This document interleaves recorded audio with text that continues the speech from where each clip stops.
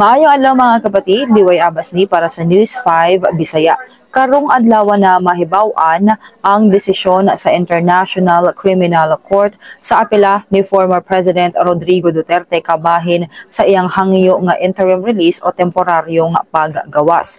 Magsugod ang pagbasa sa desisyon unya sa alas 5:30 sa hapon, oras dinhi sa Pilipinas. Pwede kayo tan-awon sa live sa website sa ICC. Dili matambong si Duterte sa maong hearing human siya mo pirma og waiver. Ang iyang abogado nga si Nicholas Kaufman maoy mo patunggal sa maong hearing. Mahinumduman nga gibalibaran sa ICC Pretrial Chamber 1 ang una niyang hangyo nga interim release human ipasangil sa iyang pamilya nga gikidnap kuno siya. Gipuntos usab sa korte nga posible siyang adunay politikal nga koneksyon nga makaabag sa iyang pag-ikyas. Kini sa lamang atong update, magpadayon lang sa pagbantay sa social media page sa News 5 para sa uban pa mga balita ug update.